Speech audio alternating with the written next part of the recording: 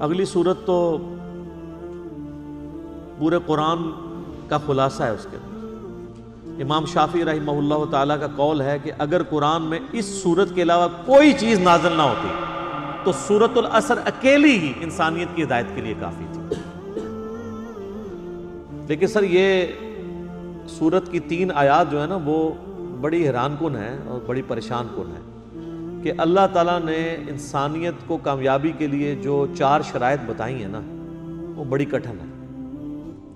پہلی 2 پہ تو پھر بھی لوگ عمل کر لیتے ہیں، آخری 2 بہت مشکل ہے۔ اور اللہ تعالیٰ نے زمانے کی قسم یاد فرمائی ہے، والعصر، قسم ہے زمانے کی۔ عصر ایک نماز عصر کے لیے بھی لفظ ہوتا ہے، ایک زمانے کے لیے بھی عصر عربی میں کہتے ہیں نا عصر حاضر میں بہت بڑے محقق، یعنی اس دور کے، اس زمانے کے۔ زمانہ گواہ ہے اس پر، زمانے کی قسم یا زمانہ گواہ ہے۔ ان الانسان لفی خسر، پوری انسانیت ہی گھاٹے میں۔ سر وہ تو میں نے آپ کو بتایا سورہ الاعراف کی آیت نمبر 179 ہے، وَلَقَدْ ذَرَأْنَا لِجَهَنَّمَ كَثِيرًا مِنَ الْجِنِّ وَالْإِنسِ، اور بے شک جنوں اور انسانوں کی اکثریت پیدا دوزخ کے لیے ہوئی ہے۔ الٹیمیٹ، یعنی اللہ نے نہیں ان کو زبردستی پھینکنا، یعنی اللہ نے اپنا ایکسپرٹ اوپینین دیا ہے کہ نظر یہی آ رہا ہے کہ یہ اکثر دوزخ میں ہی جائیں گے، واقعی نظر بھی آ رہا ہے۔ لیکن ساتھ ہی پھر اللہ نے فرمایا ہم نے ان کو آنکھیں دی تھیں، یہ آنکھوں سے عبرت والا دیکھنا نہیں دیکھتے، کان دیے تھے سننا نہیں سنتے، عقل دی تھی، دل دیے تھے لیکن بات نہیں سمجھتے۔ اولئک کالانعام بل ہم اضل، یہ چوپایوں کی مانند ہے بلکہ اس سے بھی گئے گزرے، جو اپنی کان، آنکھ اور عقل کو استعمال نہیں کرتے۔ اللہ نے زبردستی دوزخ میں نہیں پھینکا۔ اسی کانٹیکسٹ میں میرا ایک کلپ بھی ہے، زندگی بدل دینے والی، لائف چینجنگ ڈسکشن، یہ آپ لکھیں، ساتھ میرا نام لکھیں، انجینئر محمد علی مرزا، تو وہ کھل جائے گی۔ یہاں پہ بھی آپ دیکھ لیں کہ اللہ تعالیٰ کیٹاگوریکل کہہ رہا ہے کہ پوری انسانیت ہی گھاٹے میں جاری نظر آ رہی ہے، الا الذین آمنوا، ہاں سوائے وہ چند لوگ جو ایمان لے آئیں گے، وعملوا الصالحات، اور نیک عمل اختیار کر لیں گے۔ یہ 2 شرائط تو پھر بھی کمفرٹیبلی انسان اڈاپٹ کر لیتا ہے دنیا کے ہر معاشرے کے اندر۔ ایون آپ یورپ امریکہ میں بھی چلے جائیں، اگر آپ ایمان لے آئیں اور نیک عمل اختیار کریں آپ کو کوئی نہیں روکے گا۔ وہ آپ دیکھ رہے ہیں لوگ تو وہاں پہ چوراہوں پر مارکیٹس میں کھڑے ہو کے تو پارکس کے اندر مصلے بچھا کے نماز پڑھ رہے ہوتے ہیں اور گورے ان کے ساتھ سیلفیاں لے رہے ہوتے ہیں، کوئی منع نہیں کرتا۔ لیکن اصل مسئلہ ہے اگلا، وَتَوَاصَوْا بِالْحَقِّ، صرف اپنی نمازیں نہیں سیدھی کی، انہوں نے حق بات کی، جو جو سچائی دیکھی اس کی وصیت کرنی شروع کر دی لوگوں کو۔ بڑا مشکل کام ہے، ٹروتھ لور ہونا بڑا مشکل ہے۔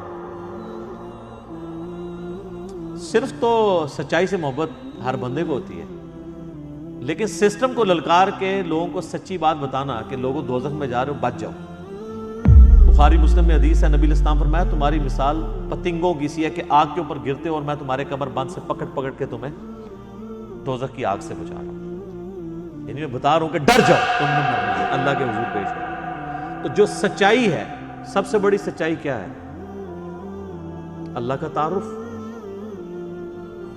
اور یہ الحق کا لفظ اللہ نے قرآن کے لیے بھی استعمال کیا سورہ بنی اسرائیل میں، وَبِالْحَقِّ أَنزَلْنَاهُ وَبِالْحَقِّ نَزَلَ، ہم نے اس قرآن کو حق کے ساتھ اتارا اور یہ حق کے ساتھ اترا۔ حق عربی میں کہتے ہیں پرپزفل، با مقصد چیز کو، یعنی یہ قرآن ایک مقصد کے تحت نازل ہوا۔ تو حق بات کی وصیت کرتے رہے، جہاں جہاں انہوں نے سچائی دیکھی لوگوں کو بتایا کہ یہ ہونا ہے، آخرت کی تیاری کر لو۔ کہیں ظلم کے خلاف کھڑا ہونا پڑا ہے سچائی کے ساتھ تو کھڑے ہوئے، یہ نہیں دیکھا میری تعداد کتنی ہے۔ حسین ابن علی ایک رول ماڈل ہے نا امت میں، سچائی کے لیے کھڑے ہوئے۔ اور جب آپ حق بات کریں گے اس کا الٹیمیٹ نتیجہ یہ ہے کہ آپ کو مار پڑے گی، وَتَوَاصَوْا بِالصَّبْرِ، تو پھر مار صرف کھانی نہیں ہے، جس طرح حق بات کی تلقین کی ہے صبر کی بھی لوگوں کو تلقین کرنی ہے، یعنی خود بھی مصیبت جھیلتے ہوئے صبر کرنا ہے، اور اس سے اگلے درجے کی چیز ہے کہ لوگوں کو بھی صبر کی تلقین کرنی ہے۔ یعنی جب آپ نے کسی کو بتانا ہے نا کہ میرے بھائی آپ رفع الیدین سے نماز شروع کریں گے تو جو نماز نہیں بھی پڑھنے والے وہ بھی آپ کو سمجھائیں گے. آپ دیکھ لیں, آپ نماز نہ پڑھیں, آپ کو کسی بڑے بزرگ نے نہیں کہنا کہ یار بیٹا تو نماز نہیں پڑھتا, لیکن آپ نماز رفع الیدین سے شروع کر دیں تو جو نماز نہیں بھی پڑھنے والے وہ کہتے ہیں دیکھو ان کے ہو گیا. فرق دیکھا ہے آپ نے, گمراہی کا لیول دیکھا ہے اس قوم کا. تو اس لیے کہا جا رہا ہے جب آپ حق بات کریں گے نا تو جس کو حق بتائیں اس کو ساتھ یہ بتائیں کہ بھائی اس حق کے بعد مصیبت آئے گی, پریشانی آئے گی, صبر بھی کرنا. تو صرف حق بات کی وصیت نہیں کرنی, صبر کی وصیت بھی کرنی. یہ آخری 2 شرائط جو ہے نا یہ بڑی مشکل ہے.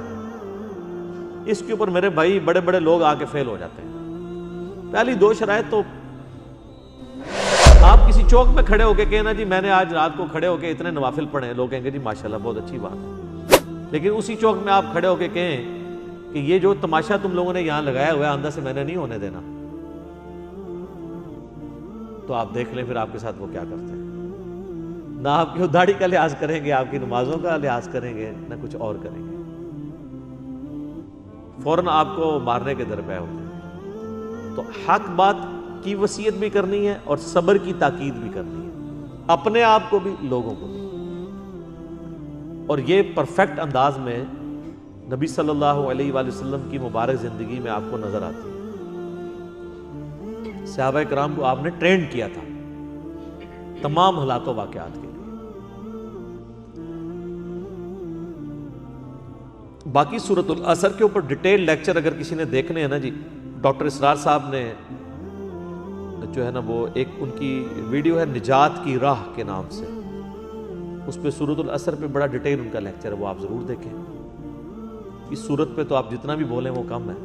باقی میں نے بنیادی طور پہ جو 4 شرائط تھی انسانیت کی کامیابی کی وہ بتا دی ہیں. پہلی 2 شرائط تو بہت آسان ہے, اگلی 2 شرائط مشکل ہیں. اور مسلمانوں کی اکثریت پہلی 2 شرائط کے اوپر تکیہ کر کے بیٹھ گئی ہے اور وہ یہ سمجھتی ہے کہ بس ہمارا چھٹکارا ہو جائے گا. حالانکہ اللہ تعالیٰ نے فرمایا تمام انسان گھاٹے میں سوائے جو یہ 4 شرطیں پوری کر لیں, یعنی اس 4 سے بغیر تو آپ نے پاس ہونا ہی نہیں ہے. یہ کم از کم ریکوائرمنٹ ہے کامیابی کے لیے. اللہ تعالیٰ ہمیں دنیا اور آخرت میں اپنے حضور کامیابی عطا فرمائے.